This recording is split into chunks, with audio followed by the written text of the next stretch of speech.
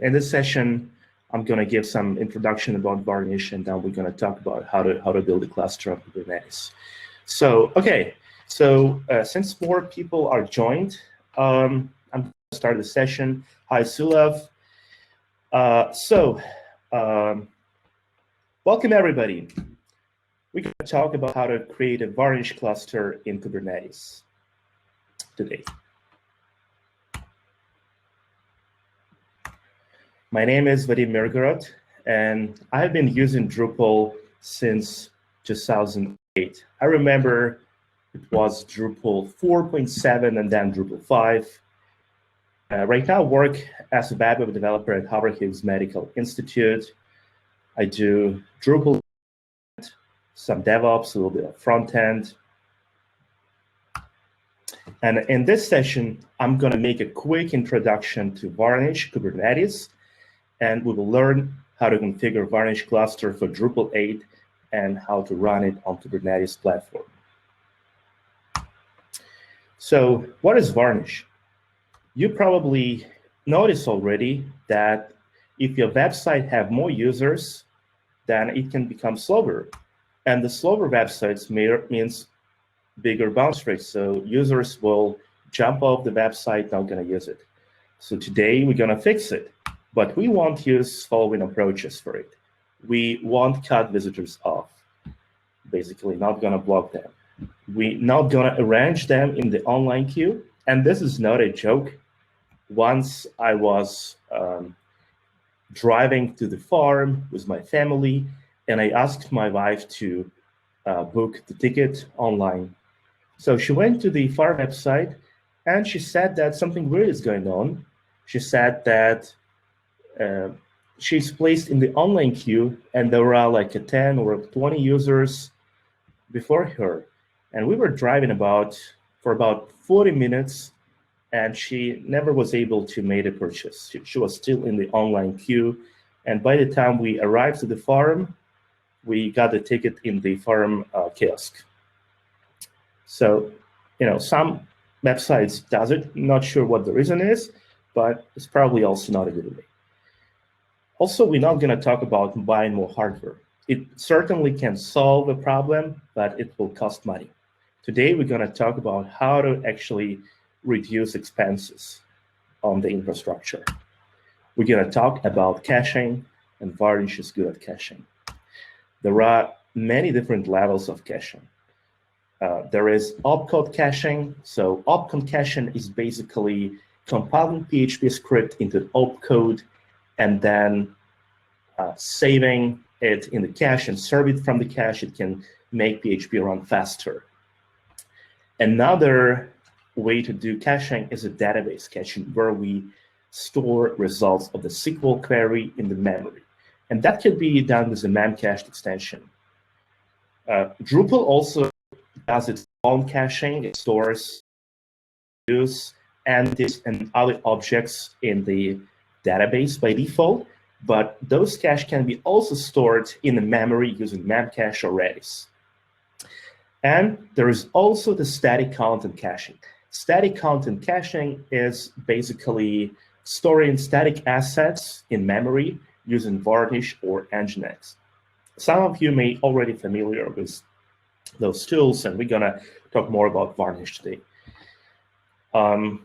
And finally, there is a content delivery network, which is a specific system that is distributed and that stores cache across different regions in the world.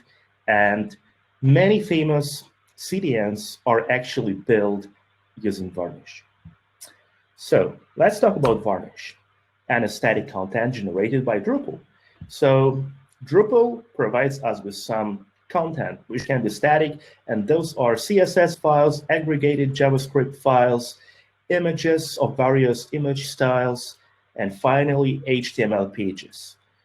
The HTML pages that are intended to use by anonymous users rarely change, so they can also be a static content which we can cache. The pages for signed visitors, not so good in caching because they are changed dynamically. And the Varnish is the caching HTTP reverse proxy. So what it means, it can store the static assets in the memory, and it can speed up delivery of this content in hundreds of times. And it's also very flexible. You can set your own rules using the Varnish configuration language. And of course, it can be scaled into the Varnish cluster. Let's agree on terms. We're going to use backend and frontend terms here. So backend is the Varnish server that is providing the content Varnish will accelerate. This can be Apache running Drupal or Nginx running Drupal. The frontend is the client-facing Varnish server, which is Varnish node. This is how the minimal Varnish configuration file looks like. Here we define the backend. We name this backend default. We assign an IP address to it, set the port, and in the VCL receive function, we have a simple logic. If user visits the example.com website, then we're going to make hint to Varnish to use default as the backend. So basically, when user visits example.com, running on your host, Varnish will route all the traffic to this backend. And of course, you can do some configuration, advanced configuration. You can do caching. You can do all of this. We're going to talk about it today. And for more details and for more information about configuring VCL file for Drupal, use this link. And today we're going to talk about, mostly focus on creating Varnish cluster and the configuring Varnish cluster. So, okay, now let's talk about Kubernetes. When using Kubernetes can be a good idea, well, if you want to manage your own services you're running. It could be MySQL, Varnish, Apache Solid, Elasticsearch, and of course Drupal. You want to have an ability to migrate from one cloud to another easily. Well, it's probably cannot be done very easily, but it will be possible. You're not going to be vendor locked on the cloud. And if you have on-premises infrastructure you need to utilize, you can also run Kubernetes there. If you have different clouds or cloud and on-premises infrastructure, you can do multi-cloud or hybrid cloud approaches with Kubernetes. You also can use some cool features that Kubernetes provides. So we actually haven't talked what Kubernetes is, and Kubernetes is a platform for running your containers. If you're familiar with Docker, you probably know what Docker Compose is, what Docker Swarm, and the Kubernetes is the next level of the orchestration platform for containers. So Kubernetes can run on multiple nodes, and those nodes are Kubernetes cluster. And the Kubernetes is good at scaling containers, running more instances if needed. It is good at healing. It can restart containers when they are down. The Kubernetes supports different deployment strategies, such as rolling updates, blue-green deployment, and canary deployment. You can also do service discovery and load balancing when you create a new service, a new DNS record is created, and accessing this DNS record, you can load balance load containers. And you can also make containers are aware of each other.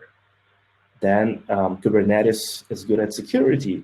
You can do secret management and you can define security policies. You can also do some storage orchestration.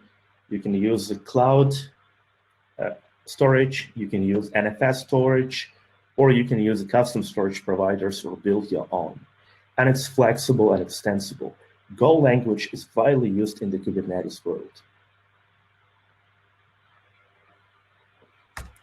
All right, let's talk about the Kubernetes concepts. Almost everything in the Kubernetes is the resource. The resource is an endpoint in the Kubernetes API that stores a collection of data of certain kind. It's declared using YAML file. The most important resources are config map. Config map stores software configuration that can be mounted as a file or passed as an environment variable into the container. The volume, mostly used to preserve file system after container is restarted. The pod is a Kubernetes resource that represents running container or set of containers. Sometimes pod can mean more than just one container. That is useful when you want to run init container before the main container will run, or you want to run sidecar container alongside the main container. But in most cases, one pod means one container. There is a deployment. Deployment ensures certain amount are up and running.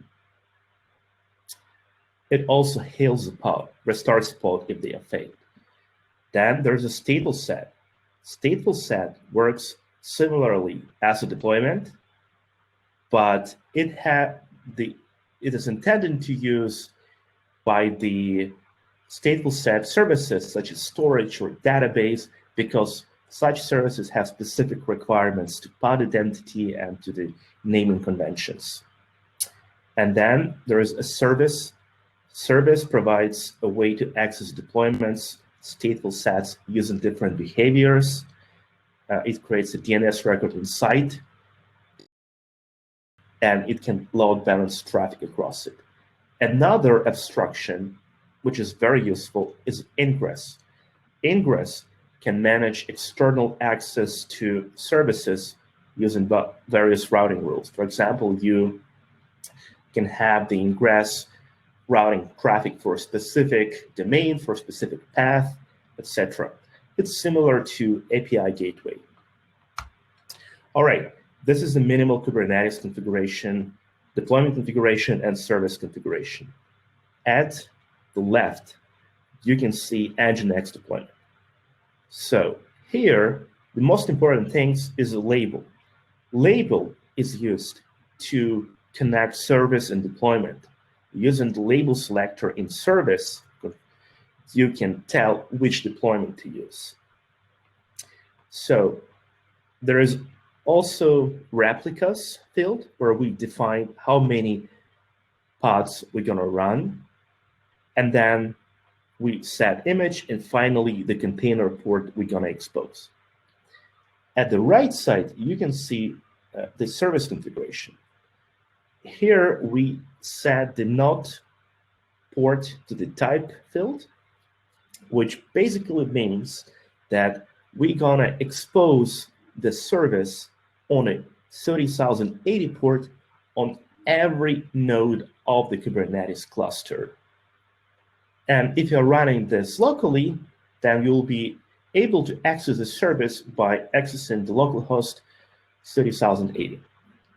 Inside Kubernetes, this service will be available by the port 8080 when you access Nginx service. We're going to talk about it later. So to apply, basically to deploy the deployment, we need to run kubectl command and specify the YAML configuration. The kubectl apply command will compare the current configuration running on the Kubernetes and the desired configuration defined in the file. And if it's different, it's going to apply changes. Now we're going to check the deployments using the kubectl get deployments command.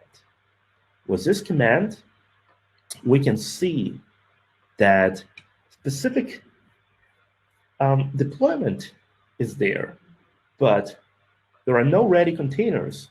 They're going to be created in a few seconds. And using command kubectl get pods, we can get all the containers, and we can see those containers have random characters at the end. The names of the stateful sets going to be different. They're going to be ordered, like Varnish deployment 1, Varnish deployment 2. Okay. Then let's apply the service configuration, check our services running. We can see that the main Kubernetes service is running, and also that our Nginx service is running and it exposed on port 30,080. And let's make a test request using the curl command to localhost and the port 3080. And we can see that it's working. Some basic Nginx HTML is rendered, so we're good.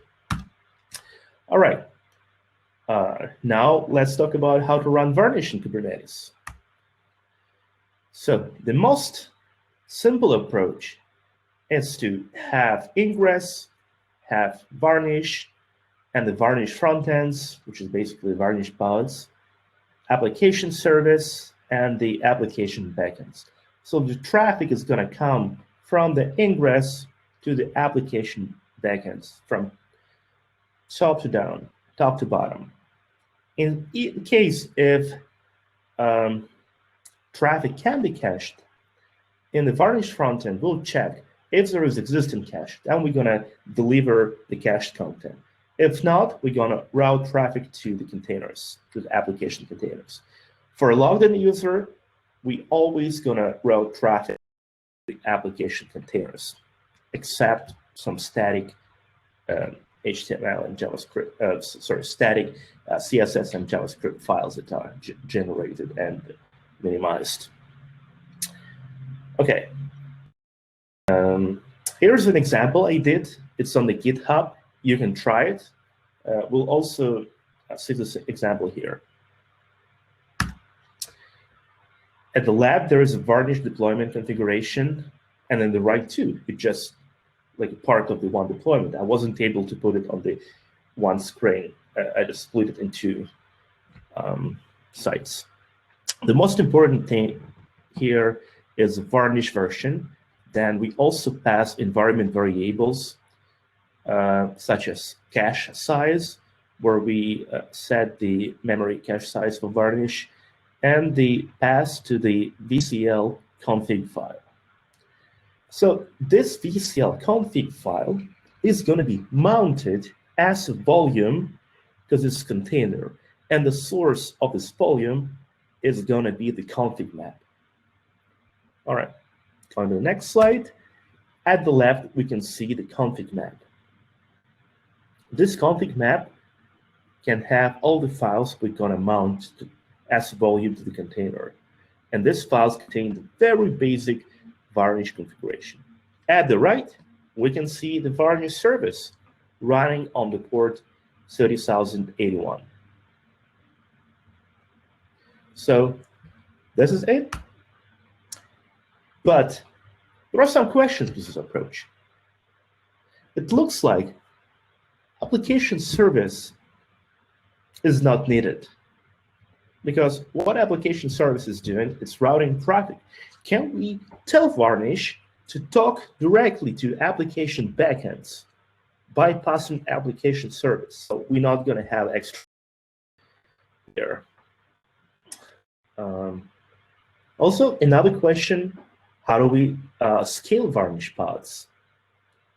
If we scale Varnish pods, if we add more nodes to Varnish, how do we shard cache across multiple Varnish pods? And finally, how do we invalidate cache of these Varnish pods? We're going to answer these questions today. I would like to introduce Kube HTTP Cache project. It's an open source Kubernetes controller written in Go that can be used to run Varnish cluster. It's a free solution comparing to Varnish Cache Plus, but it requires some modifications. I did some PRs to this project, and I can say it's really nice. So the main feature of the Kube HTTP Cache project, it can monitor backend and front-end pods. It can dynamically update the VCL and reload it on the fly in all Varnish pods. It supports Go template syntax in the VCL file. It can send cache invalidation requests to all Varnish pods using the signaler component. So let's talk about it. This is the way how the Varnish service YAML look like. It's only the part of the spec. We use specific image, we set the admin address, admin port, we enable signaler component, we enable front-end watch and back-end watch. And we specify basis to the front-end and back-end to use and what services to the front-end and back-end to use. And we set the path to the configuration file. The namespace in the Kubernetes is also resource. It's kind of environment. You can have dev stage production, but you're not limited to those. You can add as many environments as you want and run as many copies of your stack as you want. And the kubehttp cache is going to run Varnish, going to ensure Varnish is running, and going to monitor changes in pods. So if new pods are added, that it will know, okay, new pods are added, and it's going to, reload configuration for the Varnish. This is how the VCL look like. Here we don't have Varnish service, application service. It's still being used, but it's not passing traffic through. At the right side, this is the VCL configuration. We use Go template syntax to loop through all the backends available. Define this backend here. We also loop through all frontends and define frontends here.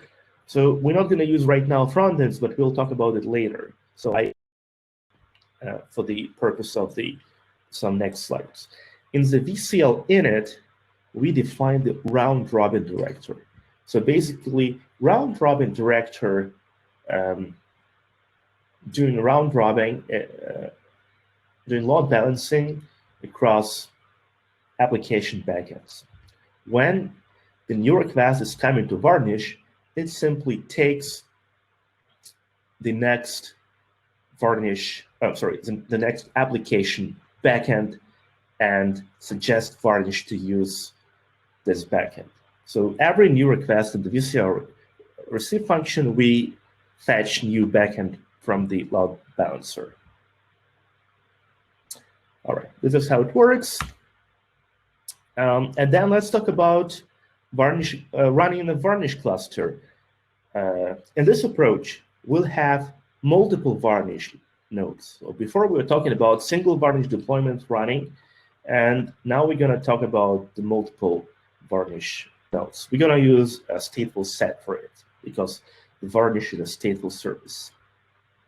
So in this approach, the cache is sharded across, split up across multiple Varnish frontends. The most important concept here is the hash director. We're going to use hash director to map URL to specific Varnish frontend. So with the hash director, it works like a hashing function. We can tell, okay, here is the URL, and it should, and this is like another URL. It should be cached on another Varnish frontend. So the Varnish comes to ingress, then it comes to Varnish service, and then Kubernetes Varnish service can route this request to any of the Varnish frontends.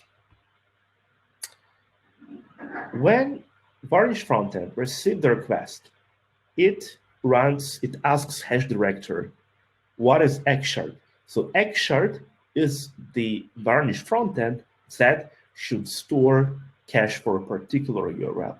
And then it checks if the current Varnish frontend is xshard, then it serves cache or sends request further to the application backend. If the current Varnish frontend is not xshard, then Varnish will pass request to the xshard, and then xshard will do its job. So in this way, we have self-routing Varnish cluster that shares content across all Varnish frontends. And here's a link for more information at the bottom. This is an article on the varnishsoftware.com website, which describes this approach. This is how the configuration will look like. We're going to add a new hash director. We call it cluster.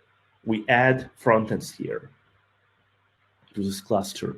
In the VCL receive function, specific logic that I was describing when I was showing the previous slide, where we define the action, check the current server and the X shard. If it's different, we're going to pass requests to the shard.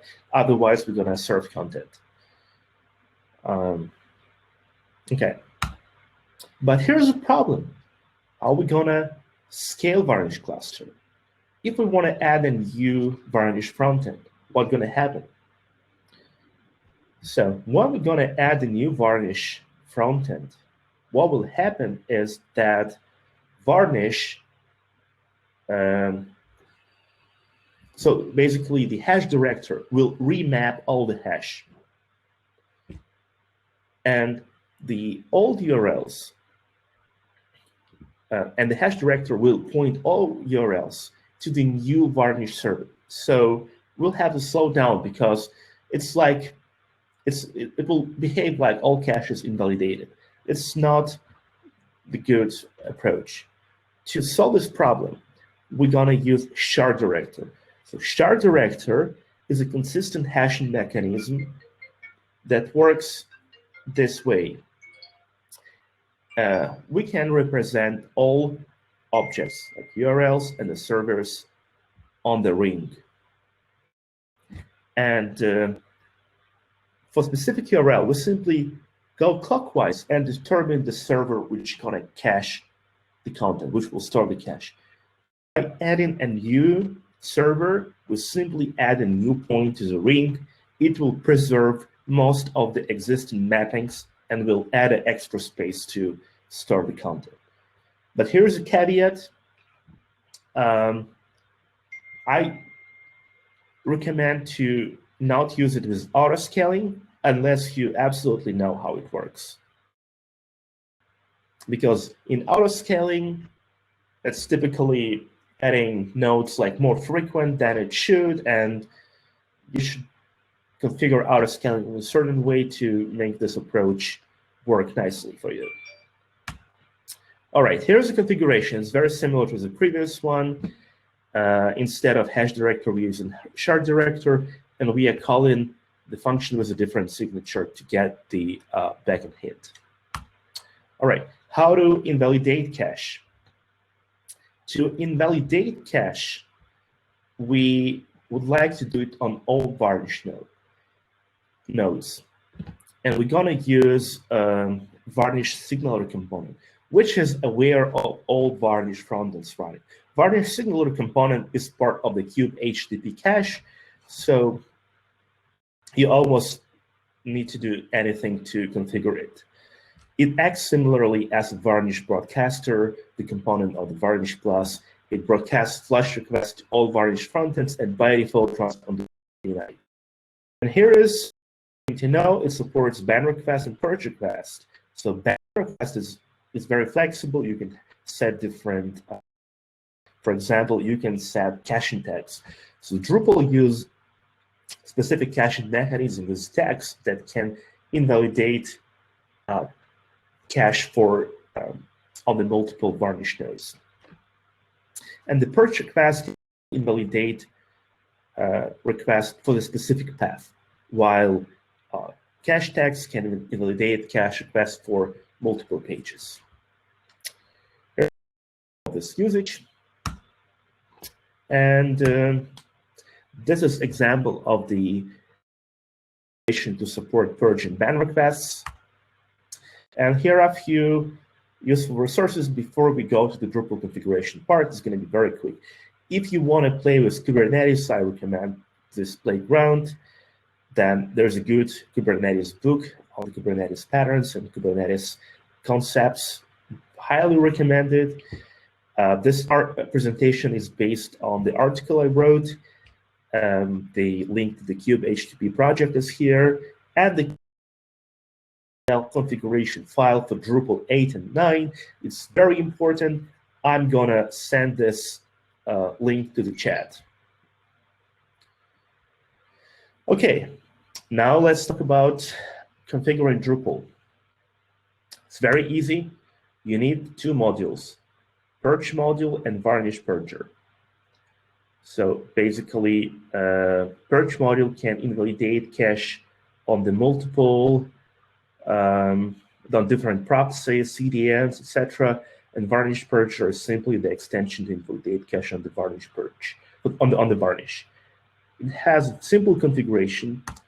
You add a new purger, set the type to tag, host name to Varnish, service port, request method to ban, and then set the caching tags, and that's it. All right. So, any questions? Okay, gonna go to the Q&A section.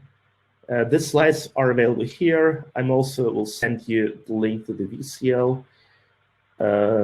Feel free to take a survey if you like the session. Okay, I don't see any questions yet.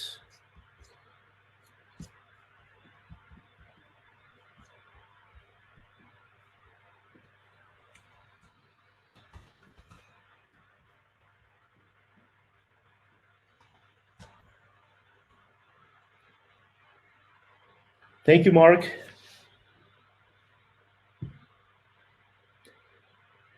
Thank you, guys.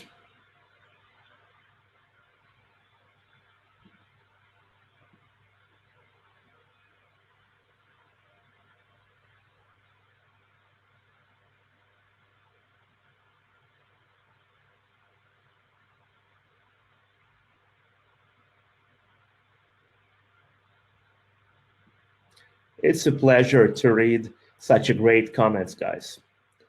Thanks. Thanks for visiting the session. Hope it was helpful.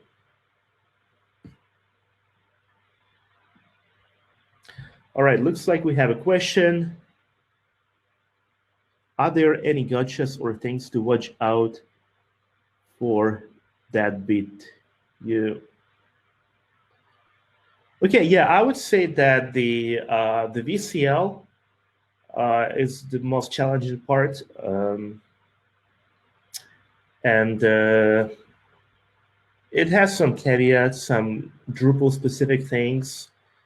Then the auto-scaling Varnish cluster is probably could be a challenge, but it can be solved. And another thing that I encountered is when the cache and tags mechanisms work nicely, but the problem happens with the page not found pages. For example, when visitor accesses a page, non-existent page, and then this page got cached, this page doesn't have the proper cache tags, and when you add a new node on this URL, the Drupal caching system won't tell this Varnish to invalidate cache, and that's going to be a problem. But this problem can be solved with sending the purge request as a specific URL. So it will require a custom purger. I'm currently discussing it on the Drupal.org. I created a new ticket for it, but it's like very minor problem. It can always be solved by flushing all cache. So, yeah, thank you, everyone.